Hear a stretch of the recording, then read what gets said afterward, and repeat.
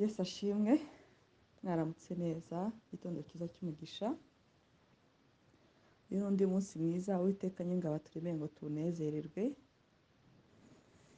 Nanjye naramutse neza, nanabasaba ngo mujye musharinga, murarike n'abantu bazi kuri gurupe, tubashe kujya dufatanye kumva ijambo. Yesu arabyivugira neza ngo dore ibisarurwa n'igice ariko abasaruzi ni bake.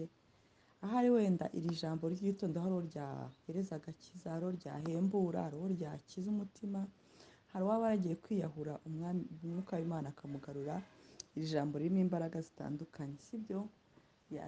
Mwami Yesu rero turagushimira bw'igitondo cyiza uduhaye, tugushimiye ko waduhaye kuruhuka, gusinzira no kumera neza, ubishimirwe. Kandi tugushimiye ko uduhaye kongera mwami kubyuka tuvuga kugira neza kwawe, ishimwe no kumera n'ibyawe. Mwami waturindiye mu gicucu cy'urupfu, duha gusinzira ku mwami ntacyo twakuburanye. Abataraye neza mwami ariko babyutse ari bazima, icyo nicyo cy'ingenzi kuba turi bazima. Ahari kurira kwa umuntu ariko bwacya impundu zikavuga. Turagushimiye, ushimwe kandi uhabwe icyubahiro. Amen. Natinze, naryamiriye vraiment. Mbyutse nshiduka ni morning prayer ntabwo nayikoze.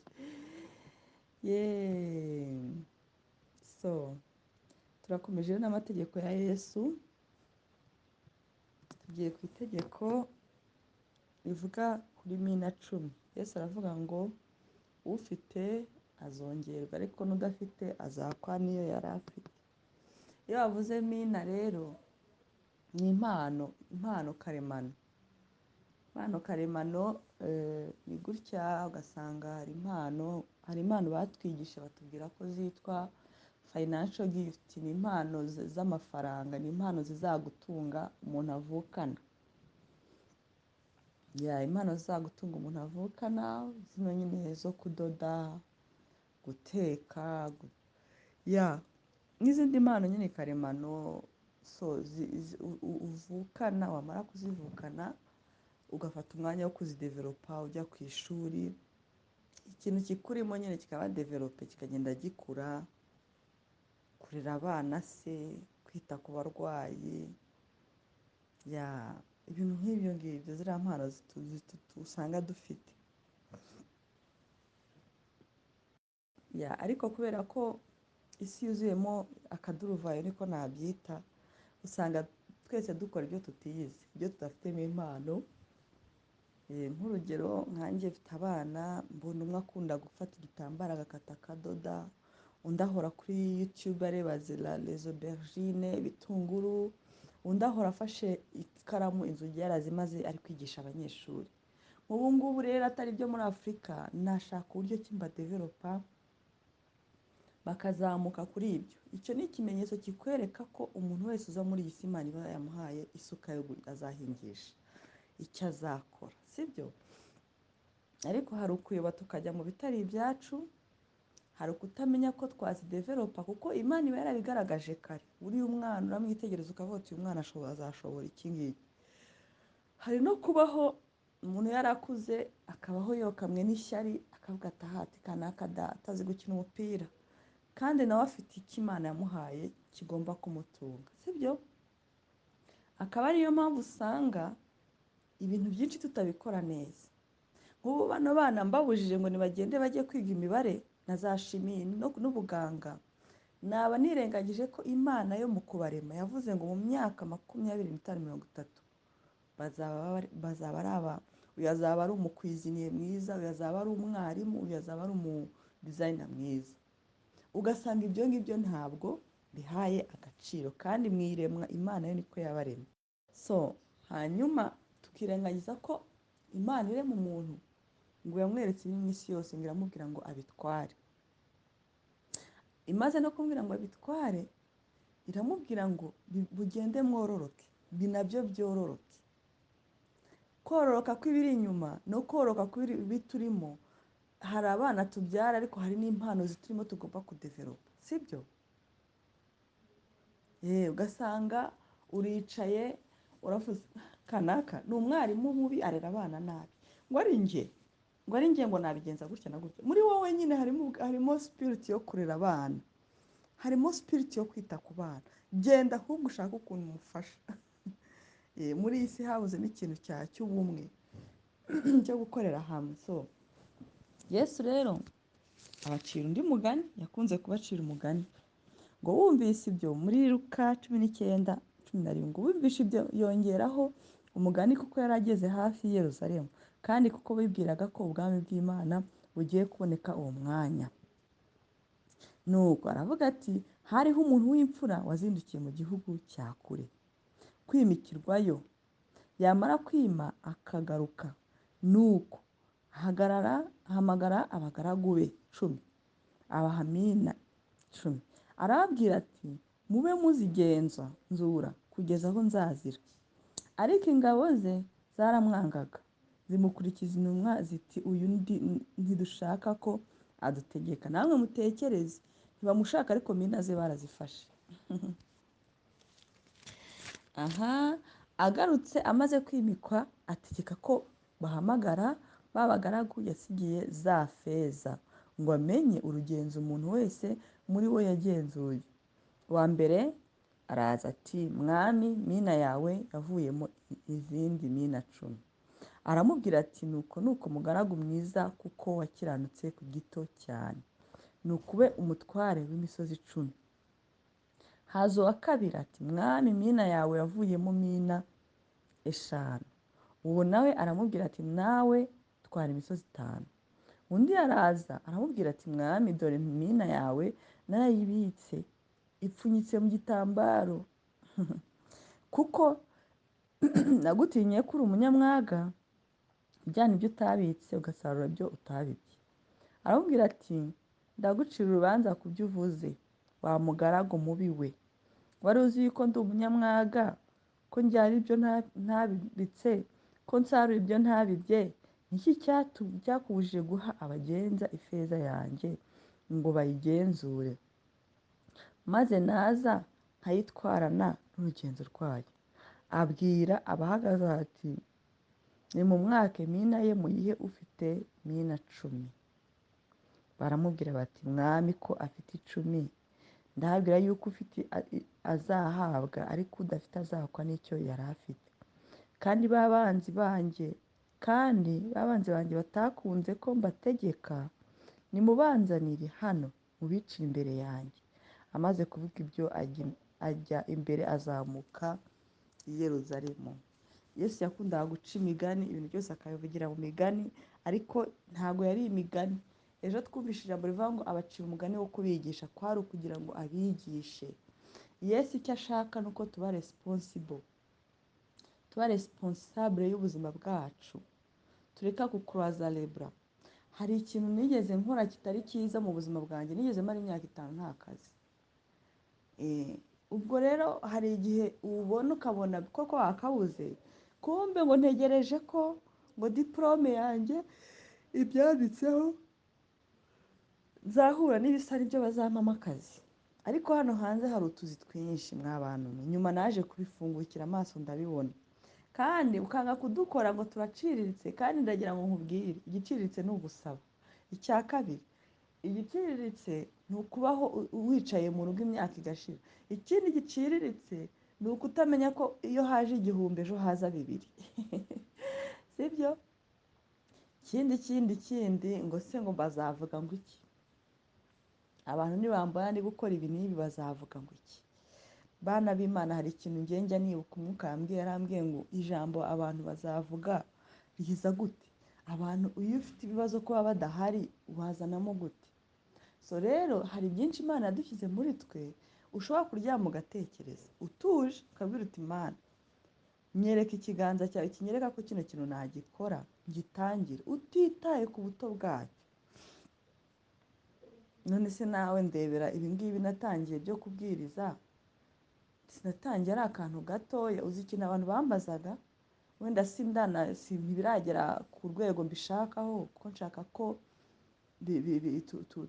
twaguka, sibyo? Nanjye nkajya mvuga nti, really I'm winning the soul. Mu by'ukuri nibo ndatsindira ubugingo bw'abantu bujya mu ijuru, sibyo? iyo niyo tageti yanjye mfite. So hari ubwo abantu bahita babirebera muri imaje y'uko itorero rimaze iminsi rimeze, nako ama-eglise, reka tuye kuvuga itorero, ko itorero ni irya Kristo rihagaze neza, ariko ama-eglise ukuntu amaze iminsi ameze, umuntu agafungura itorero ngo agiye kugira ngo abone amafaranga, abone abayoboke. Oya, kubona abayoboke n'amafaranga ni byiza, biri muri tageti yo kugira ngo umurimo w'Imana waguke. Oya, nako kubona abayoboke, naho kubona amafaranga yongeye. Nigeze mbwira Imana muri 2019 ikomeje kumpatira kumbwira ko nzayikorera, nanjye ndayibwira, ariko nubwo nzagukorera ngiye kugira, ndashaka ko ureka nkikorera online, abantu bakajya bakira agakiza bikarangirira aho ngaho, sibyo? Urumva? Ariko Imana yo izi impamvu, kuko kubwiriza online ni byiza, ariko hari abantu utageraho. Buriya hari umuntu waza akubwira ati numva mbabara mu nda no mu mugongo, ariko abaganga babuze indwara, ati none nje kubikubwira, yawe ugahita umuramburaho ikiganza kuko warabisigiwe. Biravuga ngo yegere abatambyi bizeye bamusiga amavuta, bamurambikeho ibiganza. Ushaka kumurambikaho ikiganza agahita akira, ubuzima bugakomeza. Wenda ukanasanga amaze imyaka adakora kubera ubwo burwayi, ukamuha n'amafaranga utugenda ugiye gucoracora usubire mu buzima busanzwe. Mwene nk'uwo ntabwo kuri online wamugeraho. Imana yo hari igihe ikavuga ati hari n'abakeneye uriya muntu bitewe n'ibyo namuhaye. Urumva ngewe icyo nakwepaga no guhura n'abantu, nkavuga nti ndashaka kujya mbwiriza abantu bagakizwa, sibyo? Ko ndabyibuka umunsi wa mbere ntangira kubwiriza, nabonye abantu bambaza bati none se amaherezo, none se ntabwo uzakenera kujya ubona amaturo, ntabwo none se ubwo guhera 2021. Cyakoze harimo abantu bampaye, hari umuntu wampaye ituro, Imana ijya imumpera umugisha, yamaze kumpa ituro 3.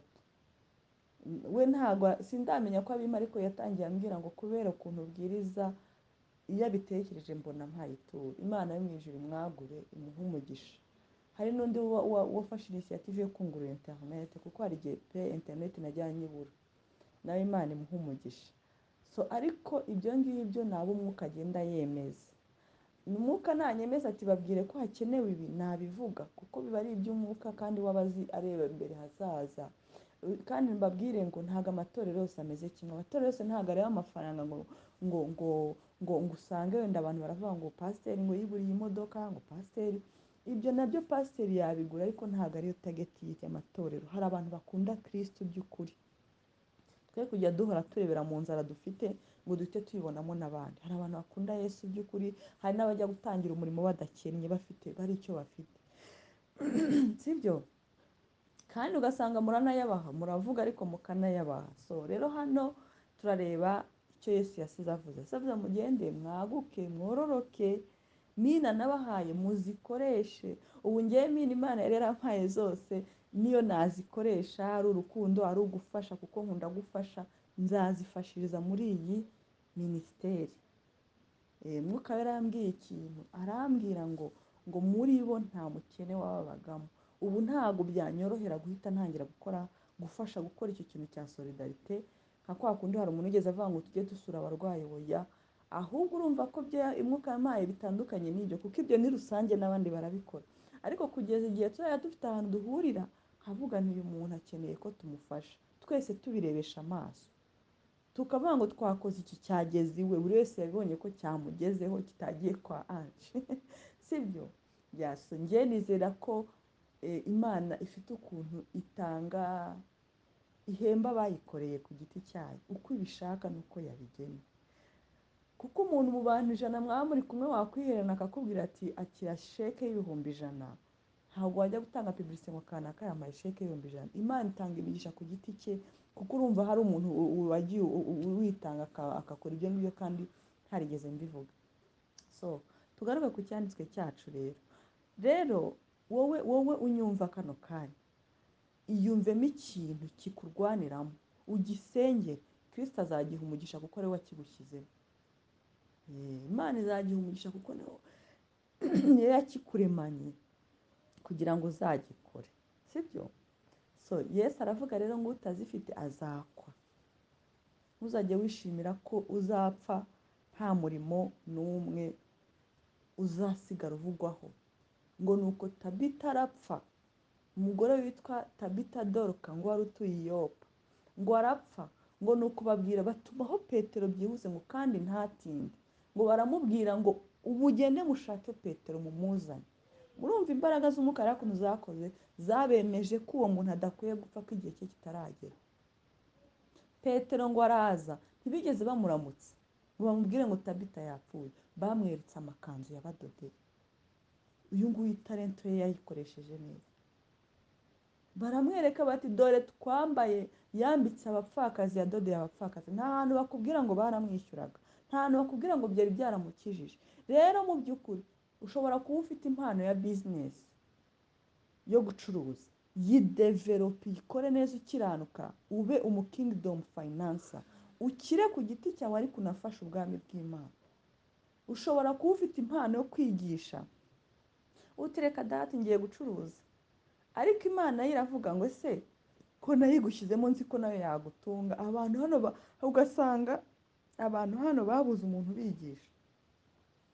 ese nimujya mubona ko hari abarimu baba bari rekoni, nka papa wanjye yari rekoni ku bintu byo sinzi ibyo yari yarize, ariko abantu bavuga ngo yari umuhanga, yigishaga abantu bamuzi, yari impano ye yayitanga atinuba. ndabyibuka ko ahantu twari dutuye abantu bajyaga baza kumureba benshi, bakaza, yari azi kubakorera amaproje, akanayabasobanurira, akabigisha. yari azi gufata umwarimu wize normal primaire udafitemo impano, akamwigisha, akamwisha uko azigisha na methodology, umuntu akajya. hari abantu benshi n'ubu bagifite akazi yigishije, hari abantu yigishije na n'ubu bakimbwira bati yaratwigishije. iyo mpano yari afite, indi mpano yari afite impano yo gutanga, yari azi gutanga. akava hano akajya kurwesera ajyaniye umuntu amatike azamujyana ku ishuri cyangwa amakaye azamujyana kwiga. iyo mbitekereje mbyumva n'abantu ngiye, kuko nari umwana, impano yarayidevelope pe. ndabyibuka ko nyina no gupfa abantu bari bahagaze imbere ye bafashe udukayi bandika, bati none si ibi bizagenda bite, kuko Imana yari yaramushyizemo icyo kintu, kandi ko yari yarayemereye ijambo, kuyemerera mu cyumvi. ntukagaye Imana ikurimo. ngiye mu bana banjye mfite umukobwa mwiza cyane w'inzobe, ariko ni umwarimu. njye nabwiye Imana nzamudevelopa muri kuri aho umwarimu we, kubera ko muri we afite impano yo kurera abana. generasiyo ye nigera, abantu bose bazajya bamuzanira abana be, kuko Yesu yamuteretse n'icyo kintu. siyo mpamvu Pawulo yabwiye Timoteyo ati usese impano ikurimo, iyo wahawe ugarambikwaho ibiganza. impano buriya ziratandukanye, hari izo financial, hari iz'umwuka wera, hari n'iza Kristo, arizo ziriya ntebe eshanu za Kristo, umwigisha, umubwiriza n'umwungeri. hari na zimwe z'umwuka wera, na n'izi ziri financial umwami Imana yatanze, kuko abantu bose ntabwo bajya mu rusengero ngo babe abanyamwuka. wiyanarize, ubwire Imana ngo wandemeye iki, kugira ngo uzave kuri iyi si urangije misiyo Imana yaguhaye. sino uzajya imbere ya runo rubanza rw'uyu mutegeka waje akabaza abagaragu be ati mpereza mina yanjye. ndaza kubasharinga cyangwa ikigishwa nigishije kuri mina, ariko turi mu giterane cy'abagore. mpereza mina yanjye, siko bivuga. Yesu azaza ati Ange mpereza mina yanjye. iyo mwami Yesu yarambwiye Ange uzi ikintu ushinzwe ni ubu kano kanya nje nakubaza bano bana naguhaye, kabiri nakubaza famiye naguhaye, gatatu nakubaza sosiyete naguhaye, kane nakubaza imyaka 10 maze nkwigisha iby'ijambo icyo wari majije. ejo bundi nari nakwepye nagiye muri bizinesi, yangaruye nabi, n'amafaranga nari maze gukorera ndayahomba, mpomba n'ibyanjye byose. ati garuka imyaka 10 yose nyifate. Imana nayo ibizi neza ko indi myaka 10 igiye kongera kuyita ku wundi muntu ngo uramplasa Ange. mwanyumva neza? ntimugafate rero for granted cyangwa imikino binenegwe muko abarundi babyita icyo Imana yagushyizemo. kidevelope, ntabwo uracikanwa kuko uracyari. umunsi umwe uzicara uvuga uti nibyo kuko nacuruje amamodoka, byari byiza narungutse. ariko icyo Imana yandemeye ni iki? wacuruje imodoka, wariyunguye, waguze inzu nziza, waguze amamodoka agiye za Dubai, ariko nta kintu kigaragaramo umwana w'umuntu wagiriye umumaro. kubera ko simvuze gufasha, izi mpano ntabwo Imana iba yaraziduhereye twe, baraziduhereye ngo dufashe abandi. dufashe abandi. niba uri umwarimu wigisha abandi, niba waracuruje impano yawe warayikwebye, hitamo uvuga uti ngewe mfite oruferi nanjye nshyiramo ibihumbi 100 buri kwezi bakabona amata, cyangwa mpamagara za mayibobo buri periyode runaka nkaziha umuceri utetse, cyangwa se hari abantu ngurira imyenda, hari abana ngurira amakayi kubera ko wahisemo kuba umuntu uri muri kingdom finance. Ariko ubwo deja wakwebye impano yawe, kuko abantu benshi bacuruza nta bisobanuro, abacuruzi bose bari mu mpano zabo, reka da. Niyo mpamvu abazungu, buriya abazungu muzajya mwitondera impamvu baba develope kuturenga, buri munsi bakora ibyo bagomba gukora, agashyira umwana hari akamuzanira ibijue byose akabyitegereza, akavuga uyu mwana ni iki ngiki, agatangira kugeza n'umuntu w'umutitrice wo kujya amusura, urabyumva, w'umutitrice kujya amusura. Usibye ko n'ubushobozi buratugonga, ariko iyo bigenze gutya utangira no gusenga ubwira Imana uti bikora uyu mwana wanjye azamere gutya na gutya. Yesu, turashima Imana rero ko yaduhaye ijambo ryayo ngo ritubere urumuri, ritumurikire. Mwibuke muri Yesaya haravuga ngo kuko ijambo ryanjye ritazamanuka ngo ntirigaruke ridakoze icyo waritumye ashaka. Iri ni ijambo ry'Imana ryanditswe rya Amina, ahandi bavuga italento muri Matayo. Mwibuke no mu ntangiriro atubwiye ngo mugende mwororoke, muyobore isi, muyitware. Sibyo? Ibintu byo kuba aho turi aho tureba ibyo abandi bari gukora mubivemo, murebe ibyanyu, buri wese yite ku bye, akora ikintu cyagirira abandi akamaro. Hari umuntu wigeze kumbaza ndabaza se apari yo kuba ukora muri banki ukaba ukina na basikete, urumva basikete ni umukino wenyine, ni kwitoza k'umubiri, banki ni umushahara ujya kuri konti, ikindi kintu wumva uramutse ugiye nko gutaha bakwibukiraho ni igiki? Tabita baravuze ngo yadoze iki? Amakanzu. We bakwibukira kuki? Yesu aravuga ati nutanabikoresha uzabyakwa. Nigeze numva agasenariyo bavuze ngo ukuntu bari mu rubanza, kano gasenariyo ntabwo nzi uko kitwa, mba naragashatse kuri YouTube, ngo babajije umugabo wa mbere imbere y'urubanza, Imana iramubaza ngo bite ni byiza, ngo ese wakoze iki? Aravuga ati rero njyewe nari umubanke, nakoraga muri banki. Imana iramubwira ati ntabwo nagiye ngucira inzira kenshi ngo ujye mu Buhinde kuba kontabule wari urusengero, kuba warize ibintu bya banki ntibihagije, narakubwiye ngo ujye kuba kontabule w'urusengero ahantu. Kubera ko yari afite ubunyangamugayo no gukiranuka ku buryo kontabilite ye yayikora mu rusengero rw'ahantu mu Buhinde byari gukiza abantu. Aravuga ati jya hariya ku ruhande mu ihene. Abafashe uwa kabiri aramubaza ngo wowe wabigenje? Aramubwira ati ni ukuri njyewe nahoraga niruka njya kuvuga ubutumwa ngo ndebe ko nakuzuza umubare w'abantu wari warantumye. Imana iramubwira ati jya ku ruhande nawe wakoze neza.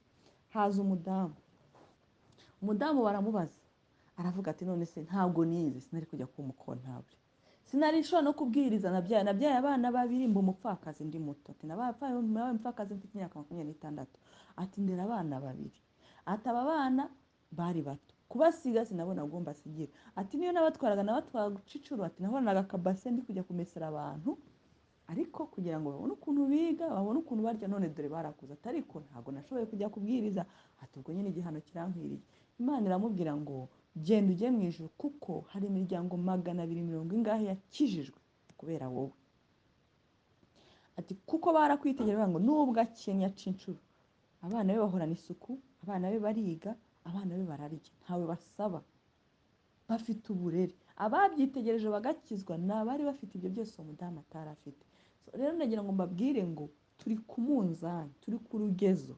Utwitegereje wese aravuga ngo yewe nkunda kubwira abantu, for example nk'abantu murabona ndi single mami, abantu bakunda kumbwira ngo abantu baba bankunze nyine b'igitsina gabo, nkabwira nti oya ntago nagukunda ntakunze bano bana banjye. Hari wigeze ambwira ngo abana nimbahese ngo ngurire impeta ya zahabu, nawe mu mibiri umuntu kunaciriritse. Ese impeta ya zahabu wayirampurasa abana? Ngo nyambike impeta ya zahabu ngo ahita ajya kunyerekana iwabo mu muryango. Ariko kano kanya habayeho judgment, Imana yambaza ngo aba bana barize, barambaye se, bafite uburere, ese bajya mu bantu ntibitwara nabi? Kuko ntuzajya kuvuga perezida w'u Burundi uriya ngo uriya wapfuye yajya avuga ngo incishire muriya ngo ndazijejwe, akongera akavuga ngo aya mavoka ndayajejwe, nanjye Imana yampaye aba bana ndabajejwe, n'abandi bose baza bangana, buri muntu wese uje angana mba mujejwe. Hari abantu bambwira ati dusengera iki n'iki, ubwo uwo nawe ndamujejwe kugira ngo njye musengera icyo kintu Imana igikore. N'abandi bose ngenda mpura nabo bakaza mu buzima bwanjye, mba mfashe uwo mutwaro kubera ko ariko nambaye umwambaro w'uvugabutumwa. Ariko mu by'ukuri first of all nabazwa aba bana, nicyo kintu nabazwa. Nkongera nkabazwa umukozi uba mu nzu yanjye, buriya nawe ndamujejwe 100%. Nkongera nkabazwa abandi bantu nabo Imana yampaye, tuvuge nk'umunsi nzaba mfite fellowship ikora yaratangiye, nzabazwa abo ngabo nabo.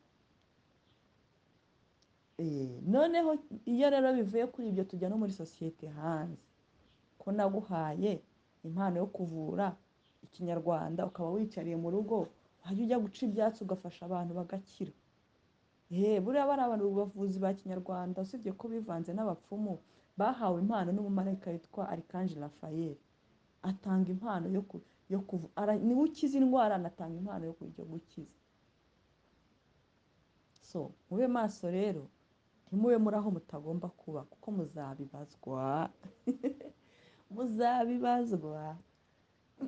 Iyi Bibiliya yacu ivuga ibya judgment, ivuga iby'urubanza, ntabwo yigeze ibicaho, izayo birabivuga. Tube maso rero.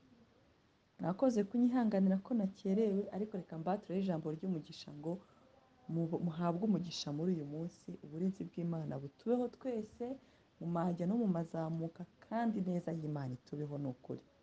Imitima yacu ishayiningi neza y'Imana, twirirwe duseka, twirirwe tunezerewe. Ariko nibutse ikintu Umwuka yari yambwiye ngo mbatureho feva y'Imana ibabeho. Feva ni ubuntu umuntu agirirwa atabukwiriye, bubabeho. Abadafite akazi bakira akazi, bumva amatelefone abahamagara ngo muze tubahe akazi, mutagasabye cyangwa mwaragasabye byaribagiranye, aho nibwo uhita ubona ko ari Imana yabikoze. Kabiri, abafite akazi babone promotion mu izina rya Yesu Kristo. Gatatu, abacuruza babone ko ibyo bacuruje, hari umuntu ejo arimo ambwira ngo ntacuruje, ni ukuri, namwe muhabwe iyo feva. Kane, ineza y'Imana ibabeho, uyu munsi muruhuke mu mitima, guhinza imitima uyu munsi nibibeho mu izina rya Yesu Kristo, amen. Ndabakunda cyane.